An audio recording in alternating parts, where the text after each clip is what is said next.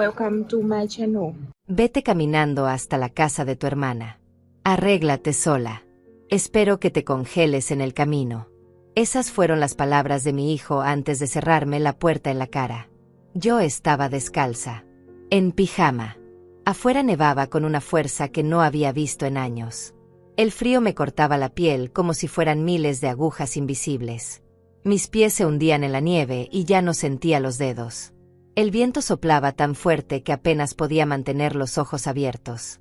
La calle estaba vacía, oscura, ni un alma a la vista. Me quedé parada frente a la puerta de mi propia casa. La casa donde crié a ese hombre. Donde le di todo. Donde gasté cada dólar que tenía para que él pudiera estudiar, para que tuviera un futuro mejor que el mío. Y ahora me dejaba morir afuera como si yo fuera basura. Mis manos temblaban. No sé si era por el frío o por la rabia. Busqué una piedra en el suelo. Pensé en lanzarla contra la ventana. En romper el vidrio. En gritar hasta que los vecinos salieran. Pero mi cuerpo ya no respondía. La nieve seguía cayendo. Sentía que mis piernas iban a ceder en cualquier momento. Entonces escuché una voz. Señora Olga. Me giré despacio. No podía creer lo que veía. Del otro lado del muro apareció una mujer mayor. Elegante. Con un abrigo largo y oscuro. Su rostro era sereno pero firme. Ivana lo era. La vecina del lado. La mujer que siempre saludaba desde lejos, pero con quien nunca había cruzado más de 2 palabras. Ella me miraba fijamente. Sin lástima. Sin sorpresa. Como si ya supiera exactamente lo que estaba pasando. Mi marido es el jefe de tu hijo. Y yo soy la dueña de la empresa donde él trabaja. Sus palabras cayeron sobre mí como un rayo. Ven a refugiarte en mi casa. Mañana haremos que él se ponga de rodillas implorando tu perdón. No pude responder.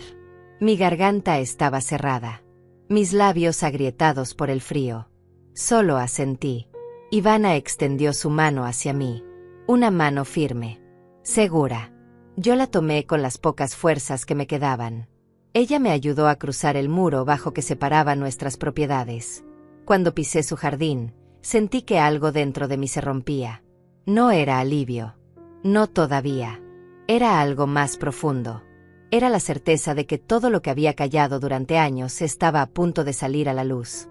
Ivana me llevó hacia su casa. Una mansión enorme comparada con la mía. Las luces estaban encendidas. Adentro hacía calor. Un calor que contrastaba brutalmente con el infierno helado del que acababa de escapar. Ella me sentó en un sofá junto a la chimenea. Me cubrió con una manta gruesa. No dijo nada durante varios minutos. Solo me observaba mientras yo intentaba recuperar la respiración. Finalmente habló. Sé lo que te ha hecho. No es la primera vez que lo veo expulsarte. Pero esta noche fue diferente. Esta noche cruzó una línea que no debía cruzar. Yo la miré sin entender del todo. ¿Cómo podía saber tanto? ¿Cómo podía estar tan segura? Tu hijo Ezequiel trabaja para mi esposo desde hace 5 años. Augusto lo tiene en un puesto importante. Muy importante. Gana más de $10,000 al mes.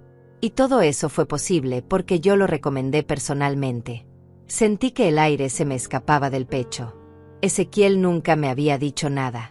Nunca mencionó que su trabajo dependía de los Loera. Nunca agradeció. Nunca reconoció nada. Ivana continuó. Pero él cree que llegó ahí por mérito propio. Cree que es intocable. Que puede hacer lo que quiera sin consecuencias. Y por eso te trata así. Porque piensa que nadie lo está viendo. Ella se acercó más a mí. Su mirada era dura pero no cruel. Era la mirada de alguien que había visto demasiado y ya no toleraba más. Mañana temprano, Ezequiel va a recibir una llamada. Va a ser citado en la oficina de mi esposo. Y ahí va a entender que cada dólar que ha ganado, cada ascenso que ha recibido, cada migaja de poder que tiene, fue gracias a mí. Yo seguía sin poder hablar. Las lágrimas comenzaron a bajar por mis mejillas. No eran lágrimas de tristeza. Eran lágrimas de algo que no sabía nombrar. Tal vez rabia contenida. Tal vez esperanza. Ivana puso su mano sobre la mía. No voy a permitir que un hombre como él siga destruyendo a su madre. No mientras yo tenga el poder de detenerlo. Esa noche no dormí. Me quedé sentada frente al fuego, envuelta en esa manta, sintiendo como mi cuerpo recuperaba el calor, pero mi mente seguía atrapada en el frío de esa puerta cerrada. Pensé en todas las veces que Ezequiel me había gritado. En todas las veces que me había quitado mi propio dinero. En todas las veces que me dijo que yo era una carga. Que estaba vieja. Que ya no servía para nada. Y ahora, por primera vez en años, alguien me estaba diciendo que eso no era verdad. Alguien me estaba diciendo que él iba a pagar.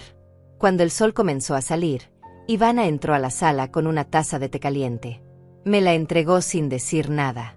Yo la tomé con manos que aún temblaban. Hoy empieza todo, Olga. Hoy tu hijo va a aprender que ningún trabajo, ningún título, ninguna cantidad de dinero vale más que la dignidad de una madre. Asentí en silencio. Porque por primera vez en mucho tiempo, yo le creía a alguien. Y por primera vez en mucho tiempo, sentí que tal vez, solo tal vez, esto no había terminado. Todo comenzó hace 3 años. Cuando mi esposo murió. Él se llamaba Roberto. Era un hombre tranquilo. Trabajador. Nunca nos sobró el dinero, pero tampoco nos faltó. Vivimos con lo justo durante 40 años. Y cuando él se fue, me dejó la casa pagada y algunos ahorros. $35,000 en total. No era una fortuna. Pero era suficiente para que yo viviera con dignidad el resto de mis días. Ezequiel lo supo el mismo día del funeral. Recuerdo que me abrazó frente a todos. Me dijo que no me preocupara. Que él iba a cuidarme. Que nunca iba a faltarme nada. Yo le creí. Era mi hijo. Mi único hijo.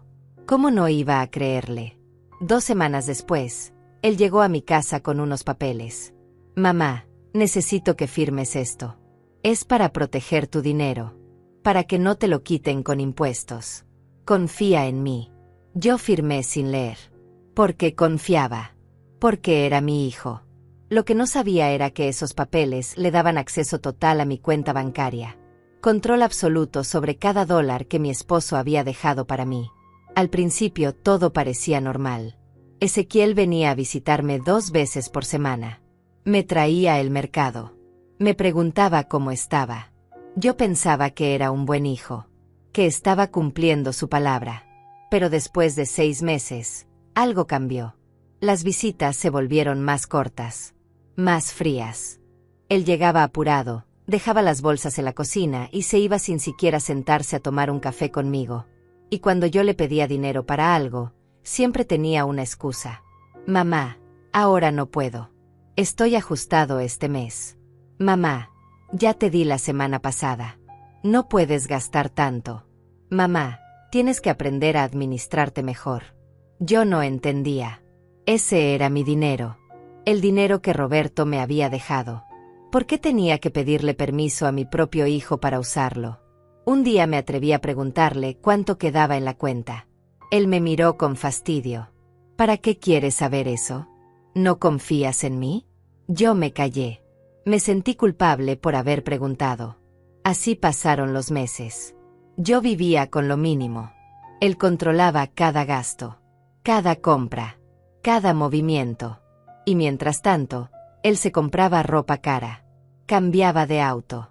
Salía a comer a restaurantes todos los fines de semana. Yo lo veía en las fotos que su esposa subía a las redes. Sonriendo. Brindando. Viviendo una vida que parecía no tener límites. Y yo seguía en mi casa. Sola. Pidiendo permiso para comprar mis propias medicinas. Hace 1 año, todo empeoró. Ezequiel llegó una noche con su esposa y mi nieta Samara. Se sentaron en la sala. Nadie sonreía. Mamá, tenemos que hablar. Yo me senté frente a ellos. El corazón me latía fuerte. Sabía que algo malo venía.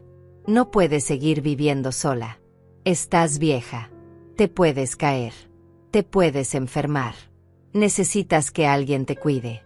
Yo no necesito que nadie me cuide, Ezequiel. Estoy bien. No, no estás bien. Por eso hemos decidido que te vengas a vivir con nosotros. Yo sentí un alivio extraño. Pensé que tal vez él realmente se preocupaba por mí, que quería tenerme cerca. Pero entonces añadió algo más. Vamos a rentar tu casa. Así sacamos algo de dinero extra. Y tú vas a ayudar con los gastos de la casa donde vas a vivir. Es lo justo. Ahí entendí todo. Él no quería cuidarme. Él quería quedarse con mi casa también.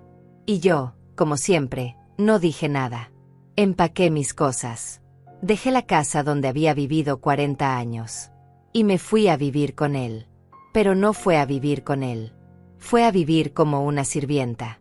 Me despertaba a las 5 de la mañana para preparar el desayuno. Limpiaba toda la casa. Lavaba la ropa. Planchaba. Cocinaba las 3 comidas del día. Y cuando terminaba, caía rendida en un cuarto pequeño al fondo de la casa. Un cuarto sin calefacción. Con una cama vieja y una ventana que no cerraba bien.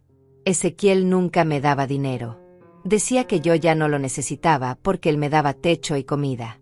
Pero la comida que yo preparaba la compraba con el dinero de la renta de mi casa.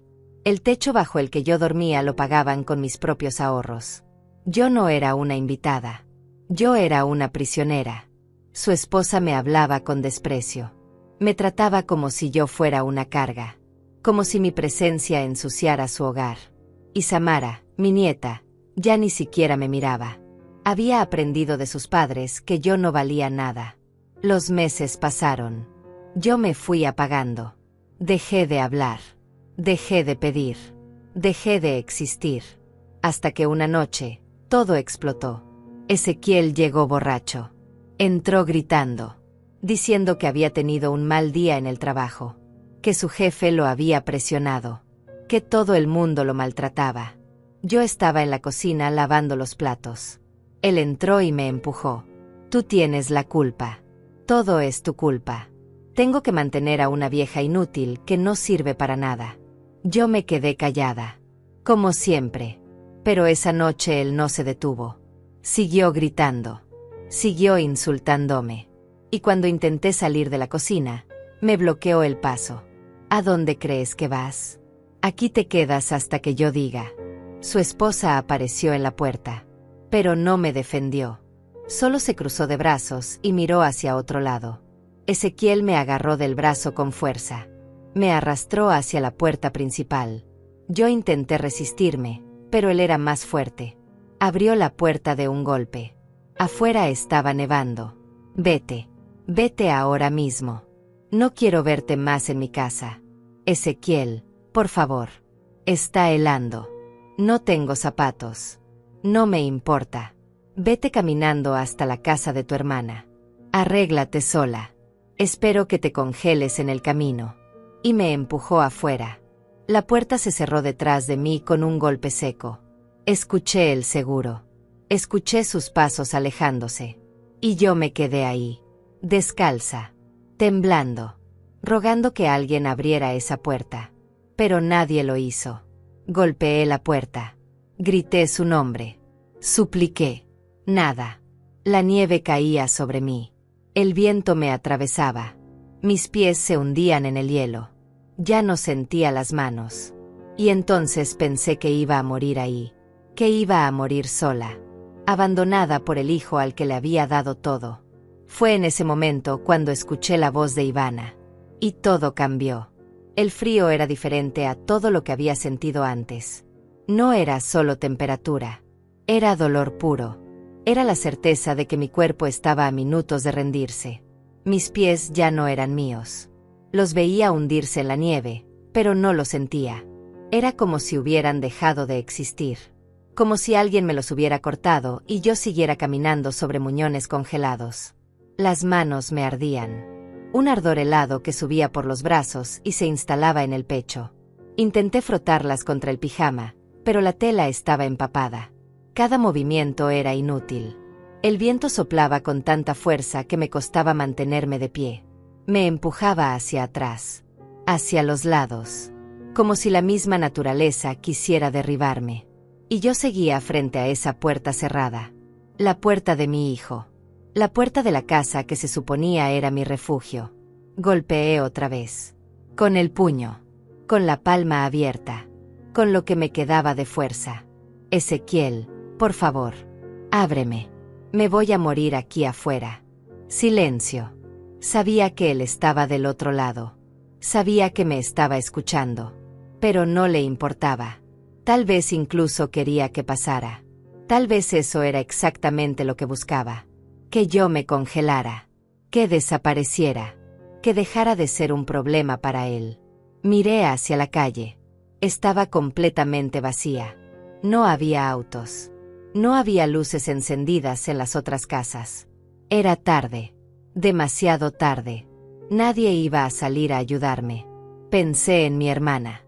Vivía a 6 kilómetros de ahí. 6 kilómetros descalza. En pijama. Bajo la nieve. Era imposible. No iba a llegar. Lo sabía. Pero tampoco podía quedarme ahí parada esperando la muerte.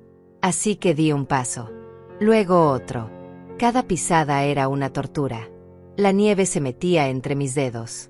Me cortaba la planta de los pies. Sentía la piel abrirse. Sentía algo húmedo que no era solo nieve. Era sangre. Avancé 3 metros. 4. 5. Y entonces mis piernas cedieron. Caí de rodillas sobre el hielo. El impacto fue brutal. Un dolor agudo me atravesó las rótulas. Grité. Pero mi voz se perdió en el viento. Intenté levantarme. No pude. Mis brazos temblaban demasiado. Mis músculos no respondían. Me quedé ahí, de rodillas, con las manos apoyadas en la nieve, respirando con dificultad, sintiendo como el frío entraba más profundo, como se instalaba en mis huesos. Levanté la vista hacia la ventana de la sala. La luz estaba encendida. Vi la sombra de Ezequiel moviéndose adentro. Tranquilo, cómodo, caliente. Y yo afuera, muriendo. Algo dentro de mí se rompió en ese momento. No fue mi cuerpo. Fue algo peor. Fue la imagen que tenía de mi hijo. La imagen del niño que había criado. Del hombre que pensé que era. Esa imagen se hizo pedazos. Y en su lugar quedó la verdad. La verdad cruda y terrible de que mi propio hijo me odiaba. Que deseaba mi muerte. Que yo no era su madre. Era su enemiga. Busqué una piedra en el suelo. Mis dedos estaban tan rígidos que apenas podía cerrar la mano. Pero logré agarrar una. Era pequeña, pero suficiente para romper el vidrio. Pensé en lanzarla. En hacer que él saliera. En obligarlo a mirarme. A ver lo que me había hecho. Levanté el brazo. Apunté hacia la ventana. Pero no la tiré. Porque en ese momento escuché la voz. Señora Olga. Me giré despacio. Cada movimiento era un esfuerzo monumental. Mi cuello estaba tan tenso que sentí que algo iba a romperse. Y la vi. Ivana lo era. De pie junto al muro. Con su abrigo largo. Con su mirada firme. Como si hubiera estado esperando ese momento toda la noche. No parecía sorprendida. No parecía asustada. Parecía preparada. Mi marido es el jefe de tu hijo. Y yo soy la dueña de la empresa donde él trabaja. Esas palabras cayeron sobre mí como un balde de agua caliente en medio de la tormenta. Ven a refugiarte en mi casa. Mañana haremos que él se ponga de rodillas implorando tu perdón. Yo quise responder. Quise decir algo. Pero mi boca no funcionaba. Mis labios estaban partidos. Mi lengua estaba seca. Solo logré hacer un sonido ahogado. Ivana extendió su mano hacia mí. Una mano firme. Sin guantes. Como si el frío no la afectara. Yo solté la piedra. Dejé que cayera sobre la nieve. Y con el último resto de fuerza que me quedaba, levanté mi mano y tomé la suya. Ella tiró de mí con una fuerza que no esperaba. Me ayudó a ponerme de pie. Me sostuvo cuando mis piernas volvieron a fallar. Vamos. No puedes quedarte aquí ni un segundo más. Me guió hacia el muro bajo que separaba las dos propiedades. Era apenas medio metro de alto. En circunstancias normales lo habría saltado sin problema. Pero ahora era como escalar una montaña. Ivana me ayudó a pasarlo. Me sostuvo de la cintura. Me empujó con cuidado. Y cuando mis pies tocaron el otro lado, sentí que había cruzado más que un muro. Había cruzado hacia otro mundo. Su jardín estaba limpio. Cuidado. La nieve no se acumulaba porque tenían calefacción bajo el suelo. Mis pies dejaron manchas rojas sobre la superficie blanca. Ivana no dijo nada. Solo me llevó hacia la entrada de su casa. Abrió la puerta. Y el calor que salió de adentro fue como un abrazo. Entré tambaleándome. Mis piernas apenas me sostenían. Ivana cerró la puerta detrás de nosotras. Y en ese instante, el mundo exterior dejó de existir. Ya no escuchaba el viento. Ya no sentía el frío cortante. Solo había silencio. Y calor. Y luz. Ivana me llevó hasta un sofá enorme frente a una chimenea encendida. Me sentó con cuidado. Me quitó el pijama empapado y me cubrió con una manta tan gruesa que parecía pesar 10 kilos. No hables todavía. Primero tienes que recuperar el calor. Yo asentí. Mis dientes castañeteaban tan fuerte que pensé que se iban a romper. Todo mi cuerpo temblaba sin control. No podía detenerlo. Ivana desapareció por un momento. Volvió con una taza de té caliente. Me la puso entre las manos. Yo intenté sostenerla, pero temblaba demasiado. Ella tuvo que ayudarme a llevarla a mis labios. El primer sorbo me quemó la lengua. Pero no me importó. Necesitaba ese calor dentro de mí. Necesitaba sentir que seguía viva. Bebí despacio. Trago tras trago. Sintiendo como el líquido caliente bajaba por mi garganta y se expandía por mi pecho. Ivana se sentó frente a mí. No dejaba de observarme. Pero no con lástima. Con algo diferente. Con determinación.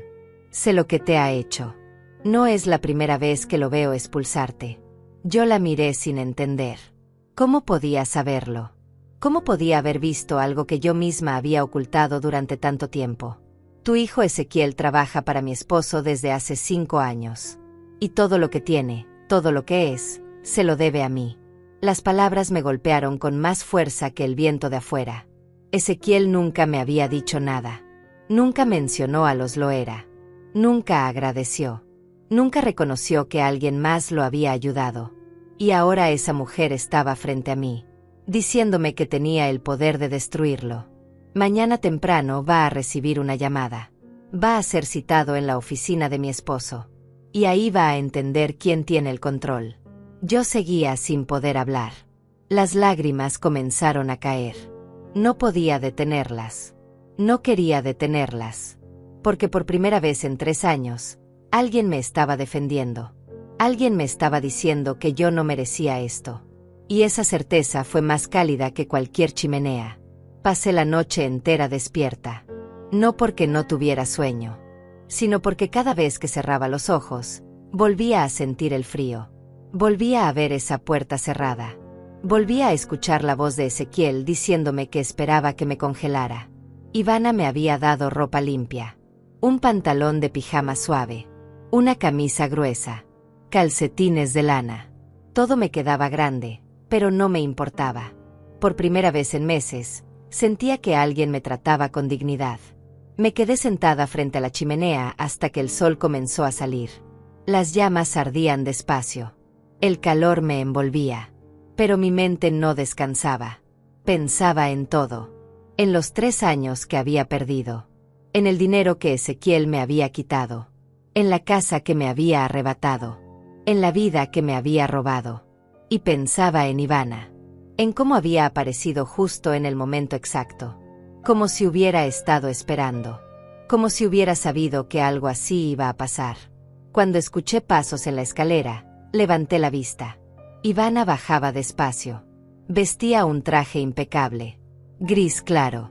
Elegante. Su cabello estaba recogido. Su rostro descansado. Como si no hubiera pasado la noche rescatando a una mujer de la muerte. Buenos días, Olga. ¿Cómo te sientes? Mejor. Gracias a usted. Ella sonrió levemente. Se sentó frente a mí en un sillón de cuero. Llámame Ivana. No hay necesidad de formalismos entre nosotras. Yo asentí. No estaba acostumbrada a eso. A que alguien me hablara como si fuéramos iguales. Ivana sirvió 2 tazas de café de una jarra que había sobre la mesa. Me pasó una. El aroma era fuerte. Reconfortante. Quiero contarte algo. Algo que tu hijo nunca te dijo. Yo tomé la taza con ambas manos. Todavía me temblaban un poco. Hace 5 años, Ezequiel llegó a nuestra empresa buscando trabajo. Tenía buenas referencias. Había estudiado administración. Parecía capaz. Pero no era excepcional. Había otros candidatos mejores. Ivana tomó un sorbo de café. Sus ojos no se apartaban de los míos. Pero un día, durante una reunión de selección, mi esposo Augusto mencionó que uno de los candidatos era hijo de una mujer llamada Olga Chávez. Y yo me detuve en seco. ¿Por qué? Porque yo te conocía. Aunque tú no te acuerdes de mí. Yo la miré confundida. No recordaba haberla visto antes de mudarme a esa casa. Hace 20 años, yo trabajaba en un hospital. Era enfermera. Estaba recién casada con Augusto. Él todavía estaba construyendo su empresa. No teníamos dinero. Vivíamos apretados. Ivana dejó su taza sobre la mesa. Se inclinó un poco hacia adelante. Un día me enfermé. Tuve una infección grave. Necesitaba una cirugía urgente. Pero no teníamos seguro médico. No teníamos cómo pagar. Los doctores me dijeron que tenía que esperar. Que buscara algún programa de ayuda del gobierno. Ella hizo una pausa. Su mirada se volvió más intensa. Pero tú estabas ahí. En el hospital. No como paciente. Estabas visitando a una amiga. Y me viste sentada en la sala de espera. Llorando. Desesperada. Yo intenté recordar. Pero mi memoria estaba borrosa. Habían pasado tantos años. Te acercaste a mí. Me preguntaste qué me pasaba. Yo te conté. Y tú, sin pensarlo 2 veces, sacaste tu chequera y pagaste la mitad de la cirugía. $5,000. Sentí que el aire se me iba del pecho. Yo te dije que no podía aceptarlo. Que no te conocía. Que no tenía cómo devolvértelo. Y tú me dijiste algo que nunca olvidé. Ivana repitió mis palabras como si las hubiera grabado en su memoria. No necesito que me lo devuelvas. Solo necesito que cuando tengas la oportunidad, ayudes a alguien más. Así es como funciona el mundo cuando funciona bien. Las lágrimas comenzaron a caer por mis mejillas. Yo no recordaba ese momento. No recordaba a esa mujer. Pero recordaba haber hecho cosas así. Recordaba haber ayudado a gente sin esperar nada a cambio. Esa cirugía me salvó la vida, Olga. Y gracias a eso, Augusto y yo pudimos seguir adelante. La empresa creció. Nos fue bien. Muy bien. Y yo nunca te olvidé. Ivana se puso de pie. Caminó hacia la ventana. Miró hacia afuera. Hacia la casa de Ezequiel. Así que cuando supe que tu hijo estaba buscando trabajo, yo personalmente le pedí a Augusto que lo contratara. No porque lo mereciera, sino porque tú me habías salvado la vida. Yo no podía hablar. Solo lloraba en silencio. Le dimos un puesto importante. Le pagamos bien. $10,500 al mes. Lo ascendimos 2 veces en 5 años. Todo gracias a ti. Ivana se giró hacia mí. Pero él nunca supo eso. Nunca le dijimos que su trabajo dependía de ti. Queríamos que creyera que lo había logrado por mérito propio. Pensamos que eso lo haría más humilde. Más agradecido. Ella regresó al sillón. Se sentó frente a mí. Nos equivocamos. No se volvió humilde. Se volvió arrogante. Cruel. Y yo lo vi. Lo vi tratarte mal. Lo vi gritarte. Lo vi expulsarte de su casa hace 6 meses cuando discutieron por dinero. ¿Usted vio eso? Lo vi todo, Olga. Nuestras casas están una al lado de la otra. Las ventanas dan al mismo jardín. He visto cosas que me han hecho hervir la sangre. Pero esperé. Esperé porque quería estar segura. Quería saber hasta dónde era capaz de llegar. Y anoche llegó demasiado lejos. Ivana tomó mi mano. La apretó con firmeza. Ahora es el momento de actuar. Augusto ya sabe todo. Le conté lo que pasó anoche. Y está furioso. No solo porque Ezequiel te hizo eso, sino porque un hombre así no puede trabajar en nuestra empresa. ¿Qué van a hacer? Hoy a las 9 de la mañana, Ezequiel va a recibir una llamada. Va a ser citado en la oficina principal. Augusto le va a decir la verdad. Le va a decir que todo lo que tiene se lo debe a su madre. y le va a dar un ultimátum. ¿Qué tipo de ultimátum? O te pide perdón de rodillas y te devuelve cada dólar que te robó, o pierde su trabajo, pierde su salario, pierde su reputación, pierde todo. Yo sentí un nudo en la garganta. No sabía si era miedo o alivio. Pero necesito que me digas algo, Olga. ¿Tú quieres que esto pase? ¿Quieres que tu hijo pague por lo que te hizo? Yo me quedé en silencio, porque no sabía la respuesta. Era mi hijo. Aún después de todo. Aún después del frío. Aún después de la puerta cerrada. Seguía siendo mi hijo. Ivana esperó. No me presionó. Solo esperó. Finalmente, hablé. Quiero que sepa la verdad. Quiero que sepa que todo lo que tiene no lo ganó solo. Quiero que entienda que me usó. Que me destruyó. Que casi me mata. Ivana asintió. Entonces eso es lo que va a pasar. Ella se puso de pie. Caminó hacia el teléfono que estaba sobre una mesa junto a la entrada. Marcó un número. Esperó. Augusto. Sí. Ella está de acuerdo. Procede. Colgó. Se giró hacia mí. Ya está en marcha. A las 9, tu hijo va a recibir la llamada. A las 10, va a estar frente a Augusto. Y a las 11, su mundo va a colapsar. Yo me quedé sentada en ese sofá, sintiendo como algo dentro de mí cambiaba. Ya no era solo una víctima. Ya no era solo una madre abandonada. Ahora era alguien que tenía poder. Alguien que tenía una aliada. Alguien que iba a ver justicia. Ivana se sentó a mi lado. Pero esto no termina ahí, Olga. Esto recién empieza. Porque tengo la sensación de que tu hijo esconde muchas más cosas. Y vamos a descubrirlas todas. ¿Cómo? Yo te voy a dar un trabajo en la empresa. Un puesto administrativo. Vas a tener acceso a archivos. A registros. A información. Y vas a poder investigar qué más ha estado haciendo Ezequiel con tu dinero. ¿Por qué haría eso por mí? Porque hace 20 años, tú me salvaste sin esperar nada a cambio. Y ahora es mi turno de salvarte a ti. Las lágrimas volvieron a caer. Pero esta vez no eran de tristeza. Eran de algo que no había sentido en años. Esperanza. A las 9:15 de la mañana, el teléfono de Ezequiel sonó. Yo no estaba ahí para verlo. Pero Ivana me contó después cómo había sido. Él estaba desayunando tranquilo. Café. Tostadas. Como si la noche anterior no hubiera pasado nada. Como si no hubiera dejado a su madre muriendo en la nieve. Cuando vio el nombre de Augusto Loera en la pantalla, se puso pálido. Su esposa le preguntó qué pasaba. Él no respondió. Solo contestó la llamada. Ezequiel, necesito que vengas a la oficina en 30 minutos. Es urgente. Eso fue todo. Augusto colgó sin darle tiempo a preguntar. Ezequiel llegó a la empresa a las 10:05. Ivana me dijo que nunca lo había visto tan nervioso. Sudaba. Se tocaba el cuello de la camisa. Caminaba rápido por el pasillo como si quisiera terminar con eso cuanto antes. Entró a la oficina de Augusto. Y ahí estaba él. Sentado detrás de su escritorio enorme.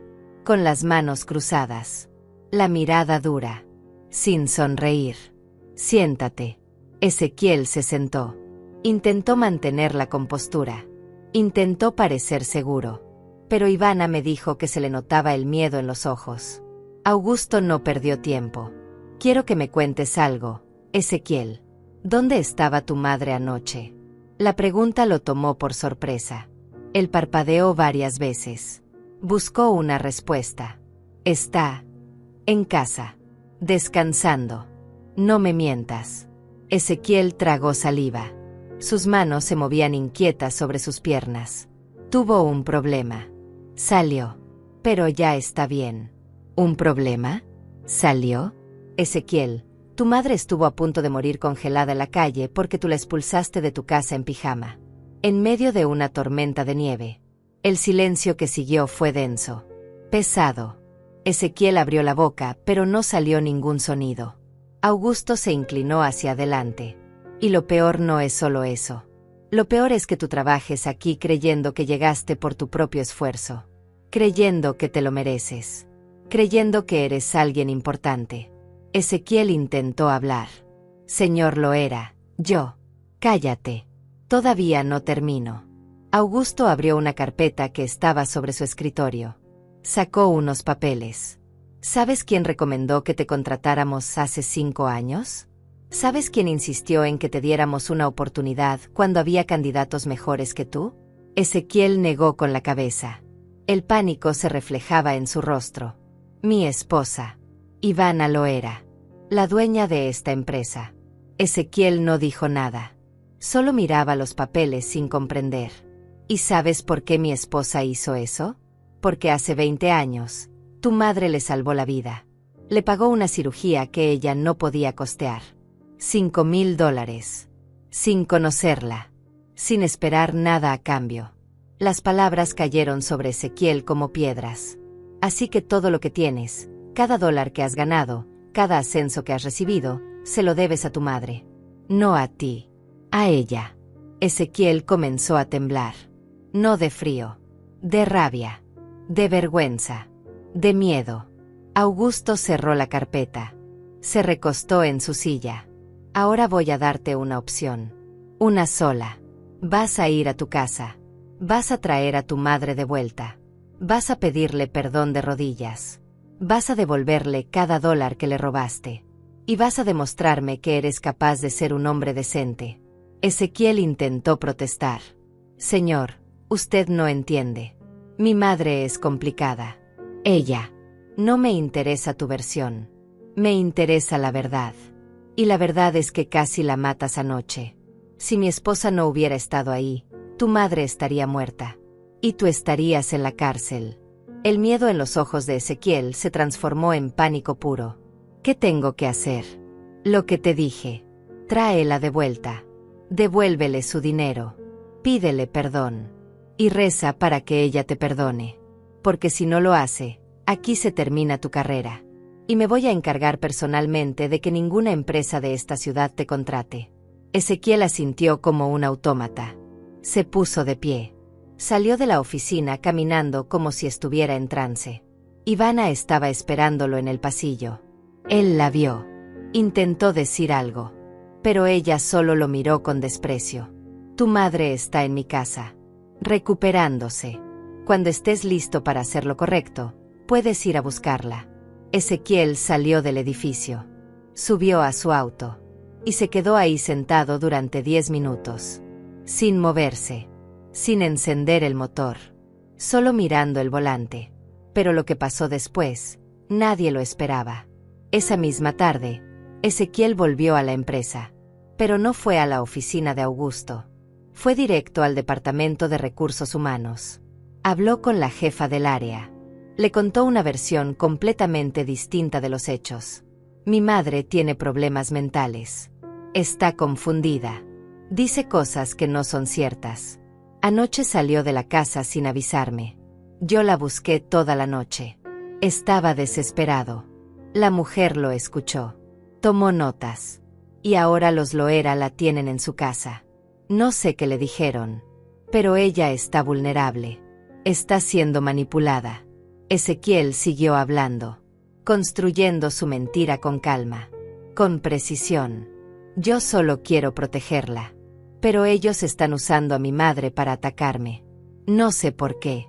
Tal vez porque saben que estoy compitiendo por un ascenso importante. La jefa de recursos humanos le preguntó si tenía pruebas de lo que decía. Ezequiel sacó su teléfono. Le mostró mensajes. Llamadas. Registros médicos falsos que había conseguido no sé cómo.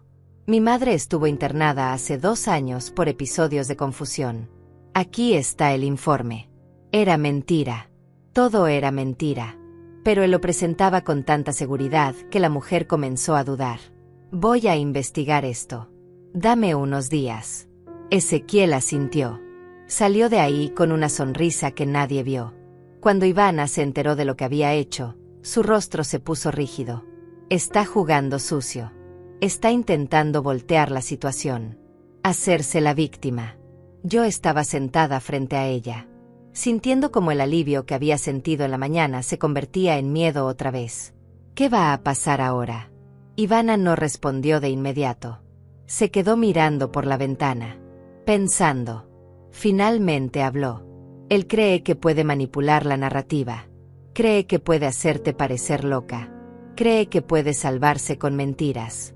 Ella se giró hacia mí. Pero lo que no sabe es que yo no llegué hasta donde estoy siendo ingenua. Conozco a hombres como él. Y sé cómo destruirlos. ¿Cómo? Ivana se sentó a mi lado. Vas a trabajar en la empresa. Como te dije. Pero no en cualquier puesto. Vas a trabajar en el área de auditoría interna. Vas a tener acceso a todos los registros financieros. A todos los contratos. A todo lo que Ezequiel ha firmado en los últimos 5 años. ¿Y qué voy a buscar? Todo. Cada movimiento sospechoso. Cada gasto inflado. Cada factura falsa. Cada cuenta que no cuadre. Porque estoy segura de que tu hijo no solo te robó a ti. También le está robando a la empresa. Yo sentí un escalofrío. ¿Usted cree que él haría eso? Ivana me miró directo a los ojos. Olga, un hombre que es capaz de dejar a su madre morir en la nieve es capaz de cualquier cosa. Y en ese momento, algo cambió en mí. Ya no sentía miedo. Sentía determinación. Voy a encontrar todo lo que esconde. Todo. Ivana sonrió. Pero no era una sonrisa cálida. Era una sonrisa de guerra. Bien. Porque mañana empiezas a trabajar. Y mañana empieza la verdadera investigación. Esa noche, mientras estaba acostada en la habitación que Ivana me había dado, pensé en Ezequiel. En cómo había jugado su carta. En cómo había intentado hacerme parecer loca. Pero él no sabía algo. Yo ya no era la mujer rota que había dejado morir afuera. Yo era otra persona ahora. Una persona que tenía aliados. Una persona que tenía poder. Una persona que iba a descubrir cada secreto que él guardaba. Y cuando lo hiciera, no habría mentira que pudiera salvarlo.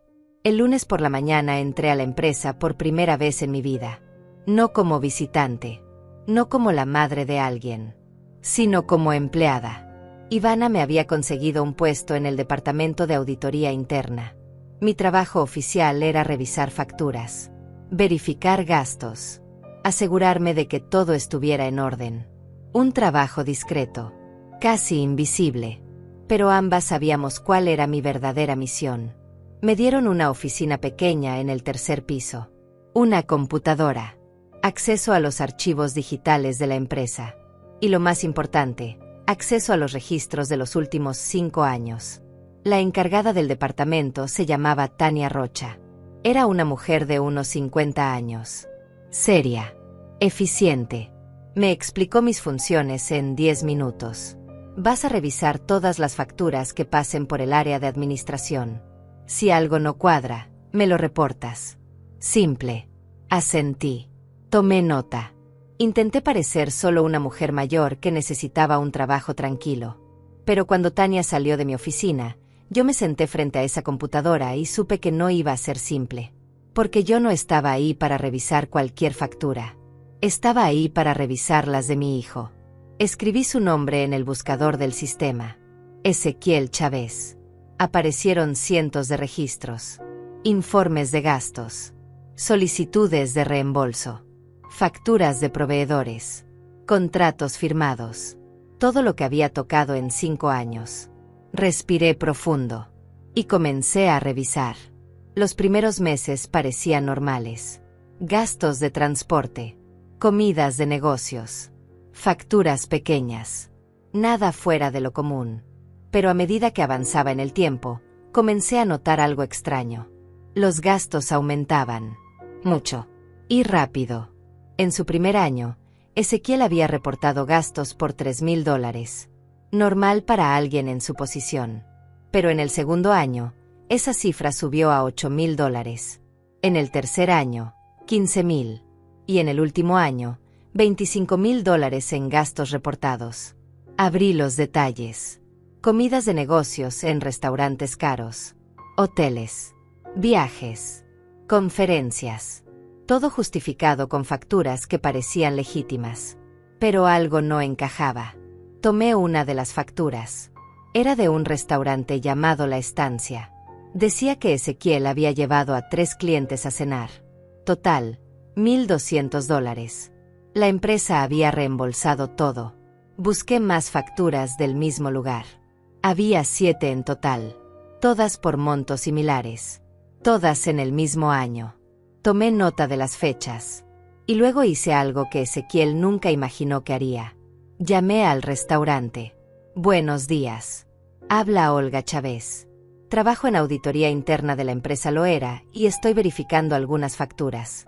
¿Podría confirmarme si ustedes emitieron una factura el 15 de marzo del año pasado por $1,200? La recepcionista me pidió que esperara. Escuché el sonido de un teclado. Luego volvió a la línea. No tengo ningún registro de esa factura en nuestro sistema. ¿Estás segura? Completamente. Nuestro sistema guarda todo. Y ese día no hubo ninguna cuenta de ese monto. Gracias. Colgué. Sentí como algo frío me recorría la espalda. Ezequiel había falsificado esa factura. Revisé las otras 6. Llamé al restaurante de nuevo. Ninguna era real. Eso significaba que mi hijo había robado más de $8,000 solo con facturas falsas de un restaurante. ¿Cuánto más habría robado en total? Seguí revisando. Hoteles. Llamé a 2 de ellos. Las reservas no existían. Las facturas eran falsas. Conferencias. Busqué los eventos en internet. Algunos ni siquiera se habían realizado.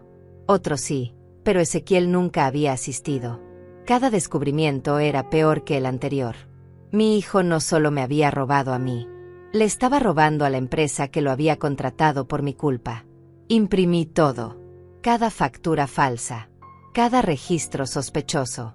Cada movimiento que no cuadraba. Cuando terminé, tenía una pila de papeles de 5 centímetros de alto. Y eso era solo el principio.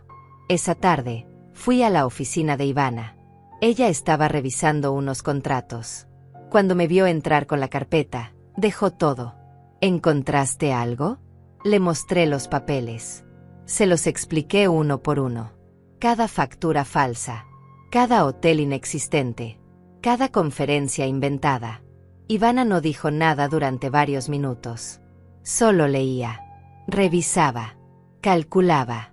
Finalmente habló. Esto es suficiente para despedirlo. Y para demandarlo. Yo asentí. Pero no sentía alivio. Sentía algo peor. Sentía vergüenza. Porque ese hombre era mi hijo. Y yo lo había criado. Y no sabía en qué momento se había convertido en esto. Ivana notó mi expresión. No es tu culpa, Olga. Él eligió este camino. No tú. Pero había algo más. Algo que yo necesitaba saber. Ivana, si él está robando tanto de la empresa, ¿dónde está poniendo ese dinero? Ella me miró fijamente. Esa es la pregunta correcta. Porque si está falsificando facturas por $25,000 al año, más lo que te robó a ti, estamos hablando de más de $100,000 en total. La cifra me golpeó como un puño en el estómago. ¿Dónde está ese dinero?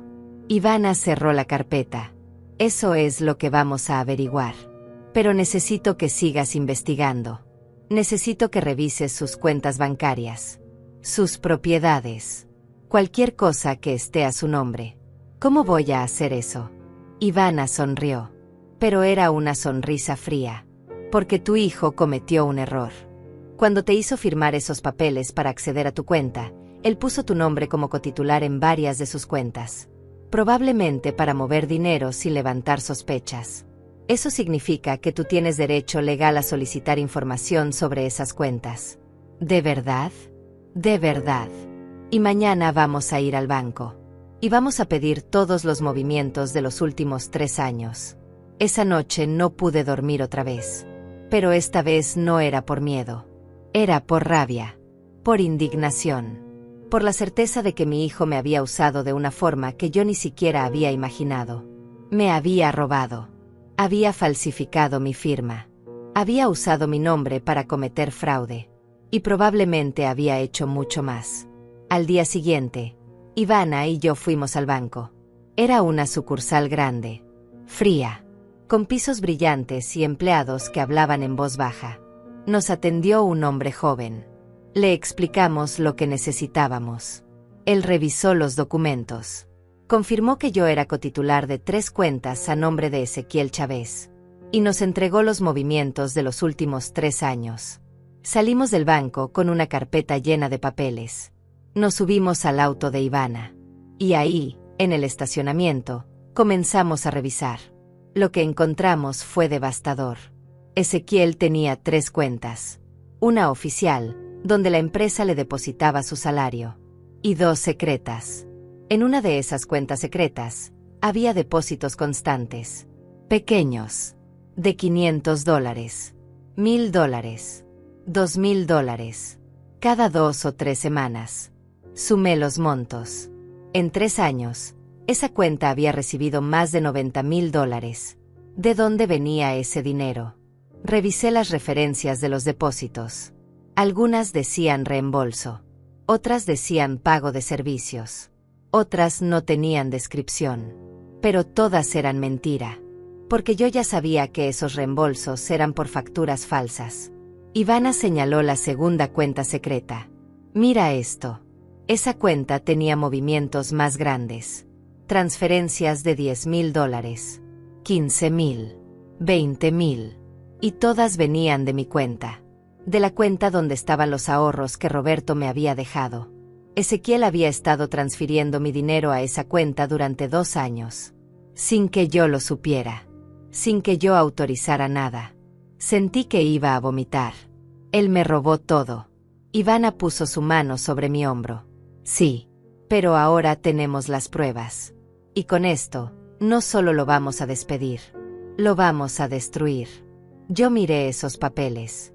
Esos números. Esas transferencias. Y algo dentro de mí se endureció. Ya no era solo rabia. Era determinación fría. Calculada. ¿Qué sigue? Ivana arrancó el auto. Ahora vamos a investigar en qué gastó todo ese dinero. Porque un hombre que roba $100,000 no los guarda bajo el colchón. Los invierte. Los esconde. O los gasta en algo grande. ¿Cómo vamos a saber en qué? Ivana me miró de reojo. Porque mañana vas a entrar a su casa. Mientras él esté en el trabajo. Y vas a buscar todo lo que puedas encontrar.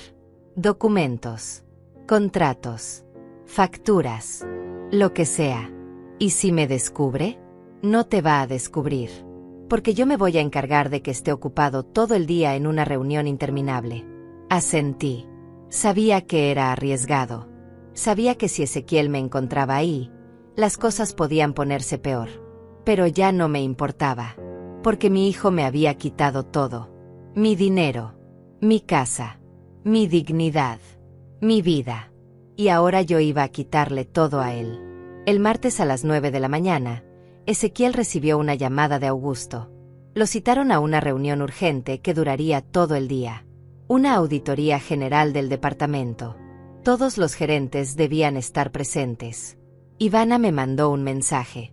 Ya salió. Tienes 3 horas. Máximo 4. Tomé las llaves que ella me había dado. Eran una copia de las llaves de mi casa.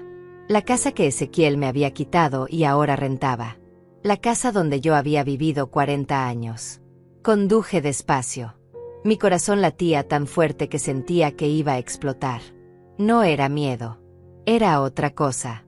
Era la sensación de estar a punto de descubrir algo que no tenía vuelta atrás. Llegué a la casa. Estacioné a 2 cuadras de distancia. Caminé con la cabeza baja. Nadie me vio. Abrí la puerta principal. El olor me golpeó de inmediato. No era el olor de mi casa. Era otro. Un olor a perfume caro. A muebles nuevos. A una vida que no reconocía. Cerré la puerta detrás de mí. El silencio era total. Caminé por la sala. Todo había cambiado. Los muebles que Roberto y yo habíamos comprado ya no estaban. Ahora había un sofá de cuero. Una televisión enorme. Cuadros modernos en las paredes. Ezequiel había borrado cada rastro de nosotros. Subí las escaleras. Fui directo a su habitación. La puerta estaba cerrada. La abrí despacio. Dentro había una cama king size. Un closet enorme. Todo impecable. Busqué en los cajones. Ropa. Relojes caros. Nada importante. Luego fui al estudio. Una habitación pequeña al fondo del pasillo. Ahí estaba su escritorio, su computadora, sus archivos. Abrí el primer cajón. Facturas, recibos, papeles de la empresa. Nada que no hubiera visto ya. Abrí el segundo cajón. Más papeles, contratos, estados de cuenta. Y entonces encontré algo. Un sobre manila, grueso, cerrado con cinta adhesiva. Lo abrí con cuidado. Adentro había documentos. Muchos documentos. El primero era un contrato de compra. Una propiedad. Un departamento en el centro de la ciudad. Comprado hace un año. Precio, $120,000. Sentí que el aire se me escapaba. Ezequiel había comprado un departamento. Un departamento que yo no conocía. Un departamento que costaba más de lo que él podía pagar con su salario. Seguí revisando. Había fotos. Fotos del interior del departamento. Era lujoso, moderno, con vista a la ciudad. Y en una de las fotos había algo que me heló la sangre. Una mujer, joven, de unos 30 años, rubia, sonriendo, sentada en el sofá de ese departamento. No era su esposa. Le di vuelta a la foto. Había algo escrito atrás. Para mi amor. Gracias por este hogar. Meram. Ezequiel tenía otra mujer. Y le había comprado un departamento. Con mi dinero. Las manos me temblaban.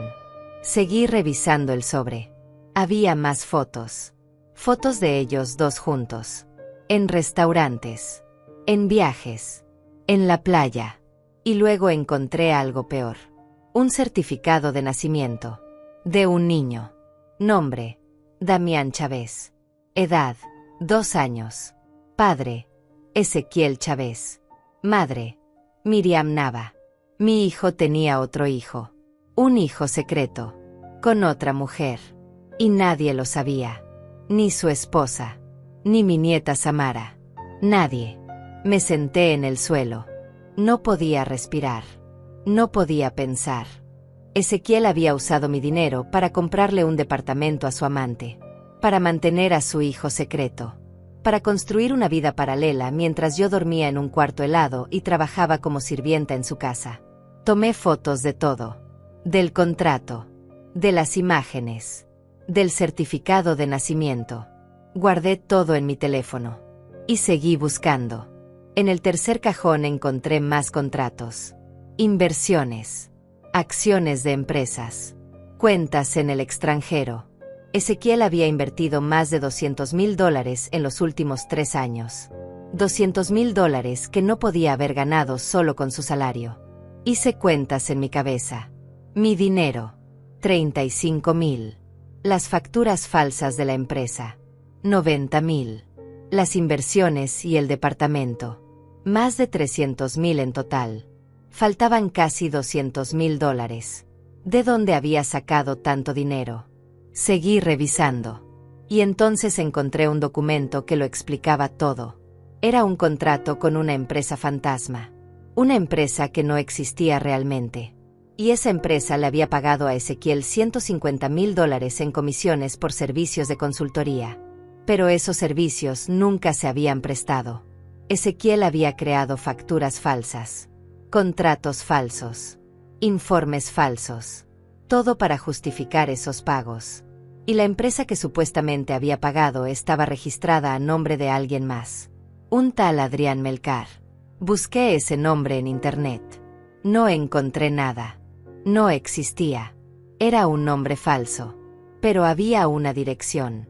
Una dirección de registro de la empresa fantasma. Y esa dirección era la casa de su suegra. La madre de su esposa. Ezequiel no estaba actuando solo. Su esposa lo sabía. Su suegra también. Todos estaban involucrados. Todos me habían robado. Tomé fotos de todo. Cada documento. Cada contrato. Cada factura falsa. Y cuando terminé, guardé todo exactamente como estaba. Cerré los cajones. Apagué las luces. Salí de la casa. Caminé de vuelta al auto. Subí. Cerré la puerta. Y entonces las lágrimas comenzaron a caer. No eran lágrimas de tristeza. Eran lágrimas de rabia, de impotencia, de asco. Mi hijo no era solo un ladrón.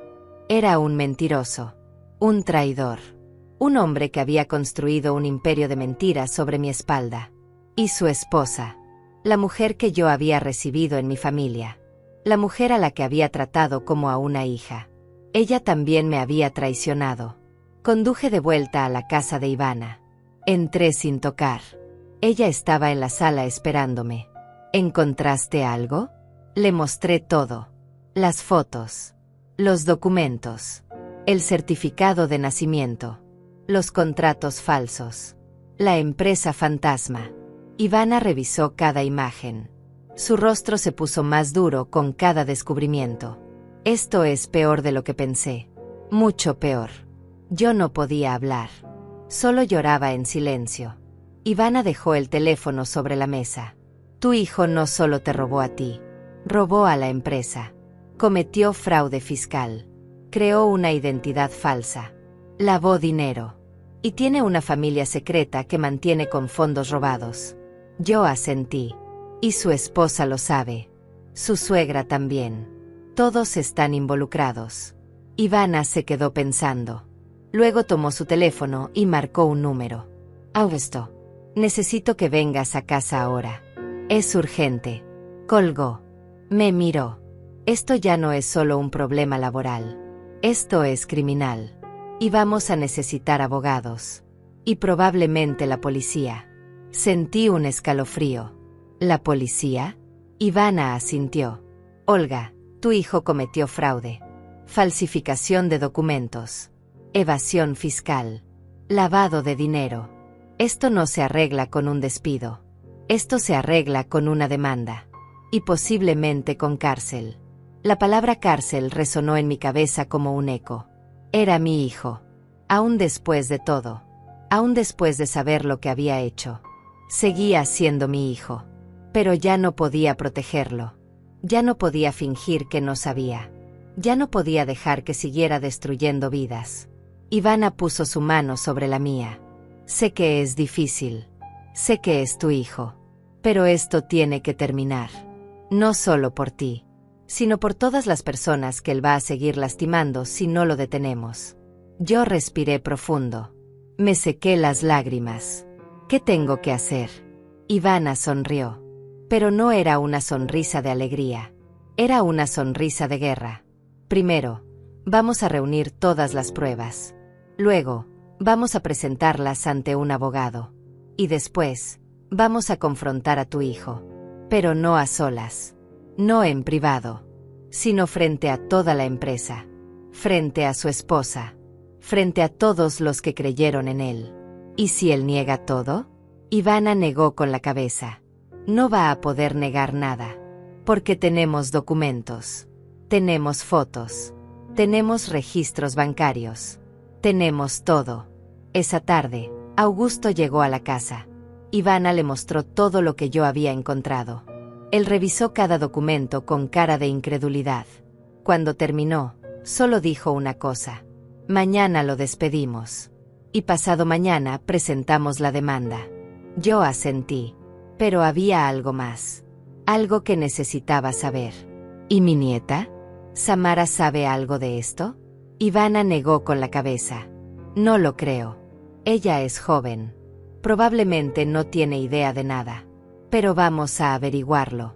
Esa noche, acostada en la cama de la habitación que Ivana me había dado, pensé en Samara. En cómo la había visto crecer. En cómo la había cuidado cuando era bebé. Y pensé en cómo Ezequiel la estaba usando. Cómo me había usado a mí. Cómo usaba a todos. Y supe que tenía que protegerla. Aunque eso significara destruir a su padre. Porque eso es lo que hacen las madres. Protegen. Incluso cuando duele. Incluso cuando significa perderlo todo. Al día siguiente, mientras revisaba más documentos en mi oficina, recibí una llamada de un número desconocido. Dudé antes de contestar. Pero algo me dijo que debía hacerlo. ¿Aló? ¿Abuela? Era Samara.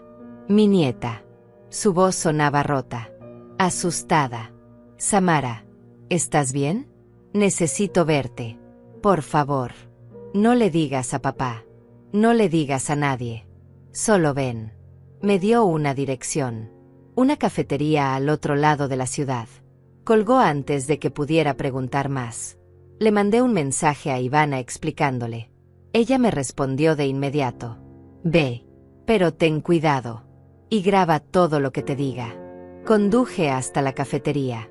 Era un lugar pequeño. Tranquilo. Samara estaba sentada en una mesa al fondo. Cuando me vio entrar, se puso de pie. Tenía los ojos rojos. Había estado llorando. Me acerqué. Ella me abrazó.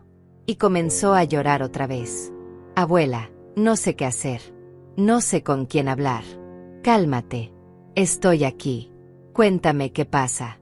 Nos sentamos. Ella respiró profundo. Se limpió las lágrimas con una servilleta.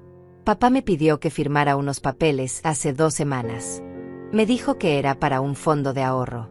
Que iba a invertir dinero para mi futuro. Para cuando yo entrara a la universidad. Yo asentí. Sabía a dónde iba esto. Y yo firmé. Sin leer. Porque confié en él. Porque es mi papá. Samara sacó unos documentos de su mochila. Los puso sobre la mesa. Estaban arrugados. Manchados con lágrimas. Pero ayer encontré copias de esos papeles en su escritorio. Y los leí. Y no son para un fondo de ahorro, abuela. Son contratos. Contratos donde yo aparezco como socia de una empresa. Una empresa que no conozco. Tomé los documentos. Los revisé. Mi sangre se heló. Era la empresa fantasma. La misma empresa que Ezequiel había usado para lavar dinero. Y ahora Samara estaba registrada como socia. Con el 20% de las acciones. Eso significaba que si alguien investigaba esa empresa, Samara aparecería como cómplice. Como parte del fraude. Ezequiel estaba usando a su propia hija para esconder sus crímenes. Sentí que iba a explotar de rabia. Pero me contuve. Samara me necesitaba calmada. ¿Le dijiste algo a tu papá? Ella negó con la cabeza. Intenté hablar con él anoche. Pero cuando le pregunté sobre la empresa, se puso furioso. Me gritó. Me dijo que yo no entendía nada. Que dejara de meter las narices donde no me llamaban. Sus ojos se llenaron de lágrimas otra vez. Y luego mamá entró. Y en vez de defenderme, me dijo que le hiciera caso a papá. Que dejara de hacer preguntas. Que confiara en ellos. Yo tomé su mano. Samara, escúchame bien. Tu papá te está usando. Te puso como socia de esa empresa para que si algo sale mal, tú también caigas. Para que aparezcas como culpable de cosas que tú no hiciste. Ella me miró con horror. ¿Por qué haría eso? Porque tu papá ha estado robando. Durante años. Me robó a mí. Le robó a la empresa donde trabaja. Y ahora te está involucrando a ti. Samara comenzó a temblar. No puede ser. Él es mi papá. Él no haría eso. Yo saqué mi teléfono. Le mostré las fotos que había tomado. El departamento. La mujer. El certificado de nacimiento del niño. Samara miró las imágenes. Su rostro cambió. De confusión a shock. De shock a devastación. ¿Papá tiene otro hijo? Sí. Un niño de 2 años. Con otra mujer. Le compró un departamento. Y todo lo pagó con dinero robado. Samara dejó caer el teléfono sobre la mesa. Se cubrió la cara con las manos. Lloró sin poder contenerse. La gente en la cafetería nos miraba. Pero no me importó. Dejé que llorara. Dejé que sacara todo. Cuando finalmente se calmó, me miró con los ojos rojos e hinchados. ¿Qué voy a hacer, abuela? Vas a venir conmigo. Vas a hablar con los abogados de la empresa. Y vamos a sacar tu nombre de esa empresa fantasma antes de que sea demasiado tarde. ¿Y si papá se enoja? Yo tomé su rostro entre mis manos. Tu papá ya no tiene poder sobre ti. Ni sobre mí. Ni sobre nadie. Porque en 2 días, todo el mundo va a saber lo que ha hecho. Y él va a pagar por cada mentira. Por cada robo. Por cada vida que destruyó. Samara asintió. Se secó las lágrimas. Y por primera vez en esa conversación, vi algo diferente en sus ojos. Determinación. Esa tarde llevé a Samara a la casa de Ivana. Le conté todo lo que mi nieta me había dicho. Ivana llamó de inmediato a su abogado. El abogado llegó una hora después. Un hombre serio, de traje oscuro, con una carpeta llena de papeles. Samara le explicó todo. Le mostró los contratos que había firmado. El abogado los revisó con atención. Esto es grave.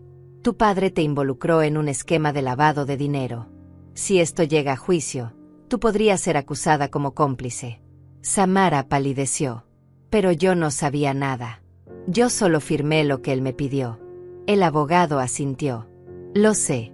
Y eso es lo que vamos a demostrar. Pero necesito que hagas algo. Necesito que escribas una declaración, explicando exactamente cómo te convenció tu padre de firmar. ¿Qué te dijo? ¿Cómo te manipuló? Samara miró a Ivana. Luego me miró a mí. ¿Eso va a ayudar? Va a ayudarte a ti. Y va a ayudar a destruir el caso de tu padre. Samara respiró profundo. Asintió. Lo haré. Esa noche, mientras Samara escribía su declaración en otra habitación, Ivana y yo nos quedamos en la sala. Ella estaba revisando todos los documentos que habíamos reunido. Tenemos suficiente. Más que suficiente. Fraude. Falsificación. Lavado de dinero.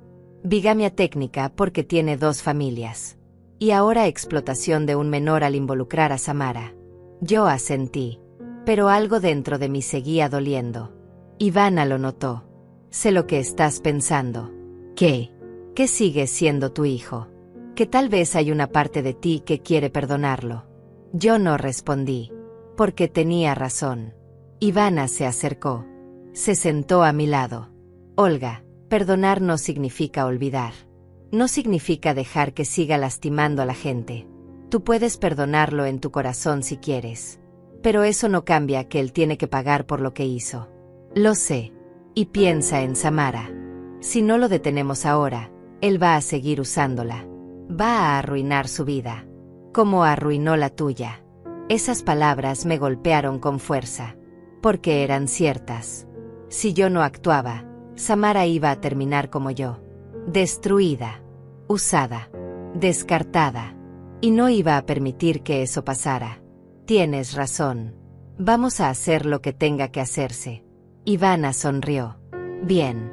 Porque mañana va a ser un día muy largo. Al día siguiente, el abogado presentó una denuncia formal ante las autoridades. Fraude corporativo. Falsificación de documentos. Lavado de dinero. Todo respaldado con pruebas irrefutables. También presentó una solicitud para remover el nombre de Samara de la empresa fantasma. Y una orden de protección para que Ezequiel no pudiera acercarse a ella. Todo estaba en marcha. Pero todavía faltaba algo. Algo que yo necesitaba hacer. Necesitaba hablar con la esposa de Ezequiel. Con la madre de Samara. Con la mujer que me había traicionado. Ivana no estaba de acuerdo. Es peligroso. Ella puede avisarle a Ezequiel. Puede destruir pruebas. No va a hacer eso. Porque voy a llevar a Samara conmigo. Y cuando vea lo que su esposo le hizo a su propia hija, va a tener que elegir. O está con él, o está con su hija. Ivana lo pensó. Finalmente asintió. Está bien. Pero lleva tu teléfono grabando. Y si algo sale mal, sal de ahí inmediatamente. Esa tarde, Samara y yo fuimos a la casa. La casa que había sido mía. La casa que ahora me dolía mirar. Tocamos el timbre. La esposa de Ezequiel abrió. Cuando me vio, su rostro se endureció. ¿Qué haces aquí? Vine a hablar. Y traje a Samara. Ella miró a su hija. Notó sus ojos rojos. Su expresión rota. Samara, entra. Tú no. Pero Samara habló. Si la abuela no entra, yo tampoco. Su madre dudó. Finalmente se hizo a un lado. Entramos. Nos sentamos en la sala. La misma sala donde yo había limpiado. Donde había cocinado. Donde había servido como esclava. Hablé sin rodeos. Tu esposo tiene otra mujer. Otro hijo. Les compró un departamento de $120,000, con dinero robado. Ella me miró con odio. «Estás mintiendo». Samara sacó su teléfono. Le mostró las fotos. El departamento. La mujer. El niño. El certificado de nacimiento. Su madre miró las imágenes. Su rostro cambió. De rabia a shock. De shock a dolor. No puede ser. Y hay más. Ezequiel involucró a Samara en un fraude. La hizo firmar papeles para una empresa falsa. Si la policía investiga, ella podría ir presa. Por culpa de tu esposo. La mujer miró a su hija. ¿Eso es verdad? Samara asintió.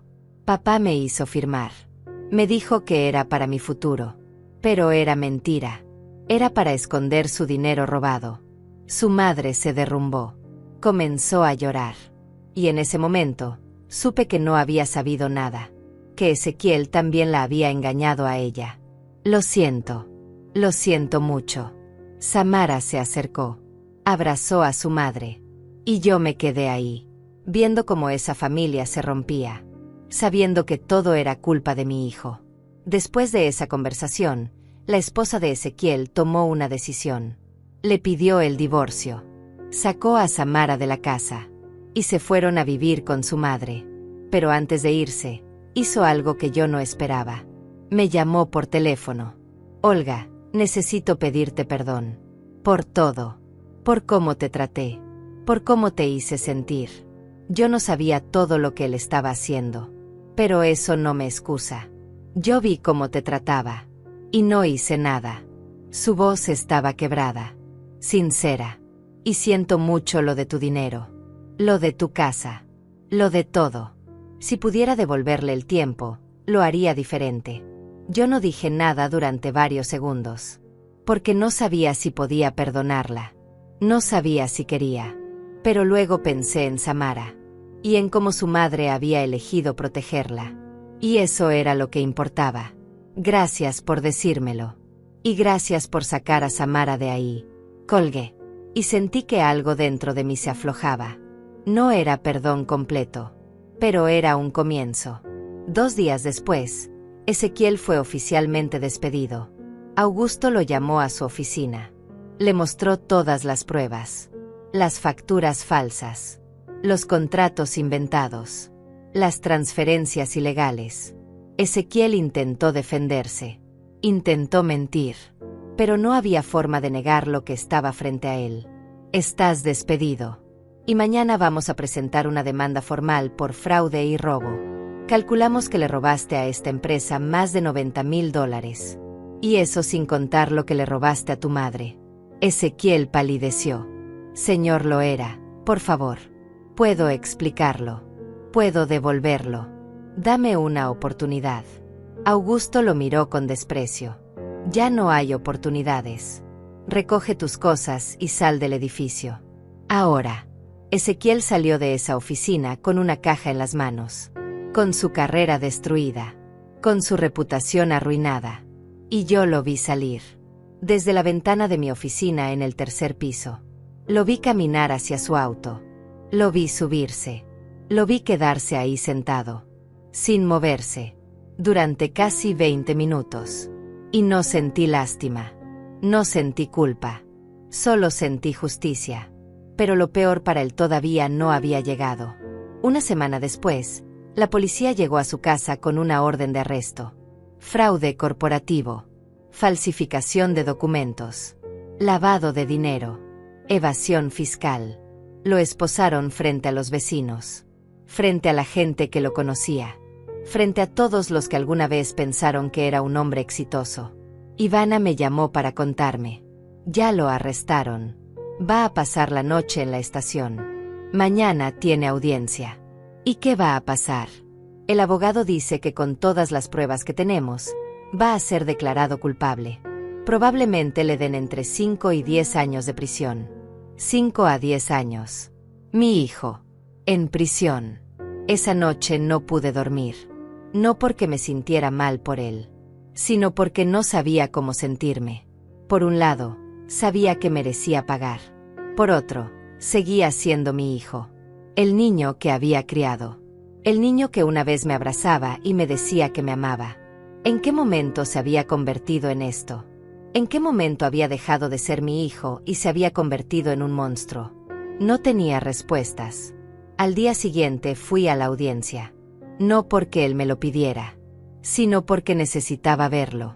Necesitaba mirarlo a los ojos y saber si quedaba algo del hijo que alguna vez tuve. Entré a la sala. Me senté al fondo. Ezequiel estaba al frente, con un abogado defensor que parecía cansado, con las manos esposadas, con el rostro demacrado. Cuando me vio, nuestros ojos se encontraron. Y por un segundo, vi algo. Algo que podría haber sido arrepentimiento. O tal vez miedo. Pero luego apartó la mirada. Y supe que no había nada que salvar. El juez leyó los cargos. Fraude. Falsificación.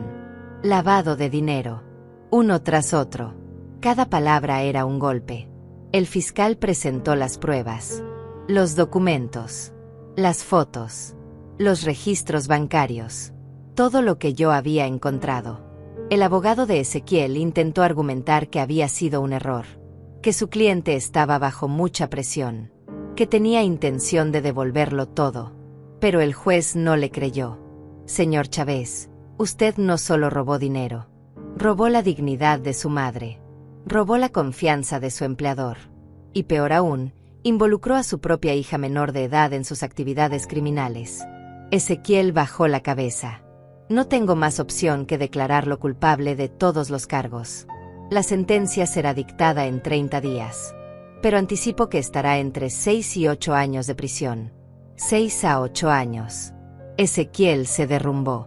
Comenzó a llorar. Pidió perdón. Suplicó otra oportunidad. Pero ya era tarde. Demasiado tarde. Lo sacaron de la sala esposado.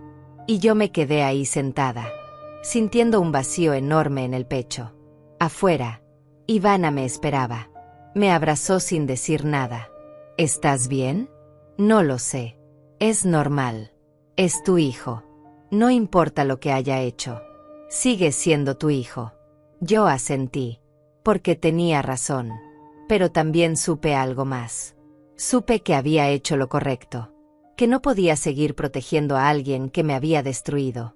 Que había destruido a otros. 2 semanas después, recibí una carta. Era de Ezequiel. Desde la cárcel. La abrí con manos temblorosas. Mamá, sé que no merezco tu perdón. Sé que lo que hice fue imperdonable. Te robé. Te usé. Te traté peor que a un animal. Y no tengo excusa. Pasé años culpándote de mis fracasos. Diciéndome que tú eras la razón por la que mi vida no era perfecta. Que tú eras una carga. Que tú me quitabas dinero, tiempo, libertad. Pero la verdad es que yo era el problema. Yo siempre fui el problema. Y ahora estoy aquí, pagando por lo que hice. Y lo único que puedo decirte es que lo siento. Lo siento con cada parte de mi ser. No espero que me perdones. No espero que me visites. No espero nada. Solo quiero que sepas que finalmente entiendo lo que perdí. Y no es el dinero. No es el trabajo. Eres tú. Perdí a la única persona que siempre estuvo ahí. Que siempre me amó sin condiciones. Que me dio todo sin esperar nada a cambio. Y ahora es demasiado tarde. Te quiero, mamá. Aunque no merezca decirlo. Ezequiel. Doblé la carta. La guardé en un cajón. Y lloré. Lloré por el hijo que perdí. Por los años que perdí. Por la vida que perdí.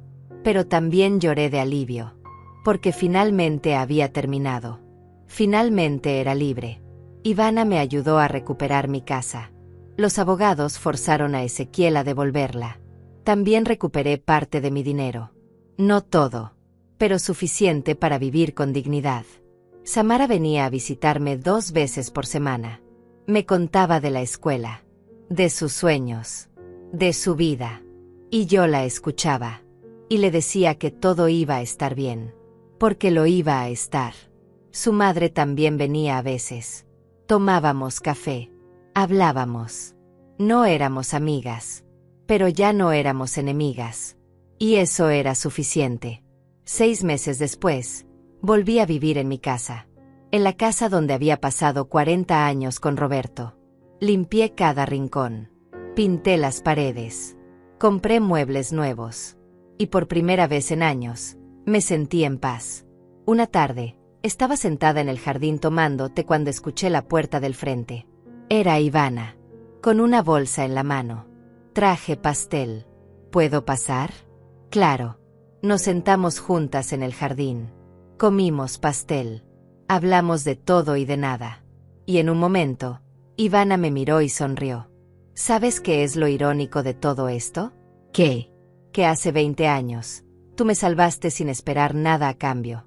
Y ahora yo te salvé a ti. Y tampoco espero nada a cambio. Yo sonreí. Así es como funciona el mundo cuando funciona bien. Ella asintió. Así es.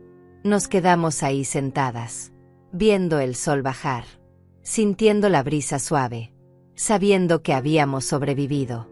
Y mientras miraba el cielo, pensé en todo lo que había pasado. En el frío de aquella noche, en la puerta cerrada, en las mentiras, en los robos, en el dolor.